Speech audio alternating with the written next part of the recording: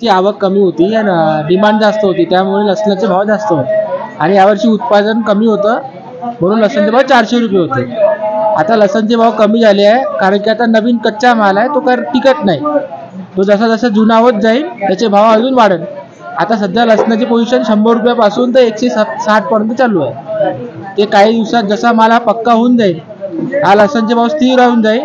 आणि यावर्षी पण लसण कमीच आहे, तर आखरी नोव्हेंबर डिसेंबर पर्यंत पुन्हा यावर्षी 400 रुपयापर्यंत लसण जायची शक्यता आहे. त्याच्यासाठी गेला होता लसण की नवीन लसण, जुना लसण पूर्ण मरून गेला होता आणि लसण पूर्ण खोचत झाला होता, म्हणून नवीन लसण मार्केटला येण्यासाठी 400 रुपये किलोचा लसण विकण्यात गेला. नवीन लसण स्टार्टिंग होती, जुना पूर्ण मरून होता, त्यामुळे 400 रुपये किलो लसण विकण्यात गेला.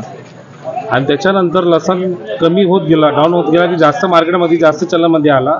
नागपूर मार्केटमध्ये जास्त चलनमध्ये आल्यामुळे लसणचे रेट कमी झाले. लसणचे रेट कमी झाले आणि स्टार्टिंग पुन्हा शेवटमध्ये आता ते सुकत राहिले. लसण टिकाऊ होऊन राहिला आहे, नवीन लसण जुन्या लसणामध्ये कन्वर्ट होऊन राहिलं. त्याच्यामुळे लसणचे रेट वाढून राहिले आणि येत्या काही दिवसामध्ये लसण पुन्हा वाढतीवर राहील. लसण राहील 280 रुपये ते 240 रुपये किलोपर्यंत. आता मार्केट रेट चालू आहे 180 रुपये 140 रुपये. छोटा लसण आहे 140 रुपये, मोठा लसण आहे 180 रुपये. या काही दिवसामुळे लसण जसं जसं सुकत राहील आणि जसं टिकाऊ होईल लसणाचे रेट वाढत राहील. लसण जाईल 240, 300 ते 280 पर्यंत. या पोझिशनवर जाऊ शकतात. अर्धा किलो घ्यायचं तर एक पाव घ्यायचं, अर्धा पाव घ्यायचं, त्याच्यामुळे आम्ही अर्धा एक टाकण्यापेक्षा अर्धा टाकत होतो.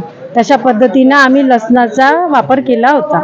आता थोडा यूज बी करण्यात येते, थोडा कमी बी येते, कोणी कधी जास्त पण येते. अशा पद्धतीनं आता वापर करत आहे आम्ही. आता संतुष्ट तर नाही आहे सर, परंतु आता काही कमी पण येत आहे, कधी जास्त पण होत आहे.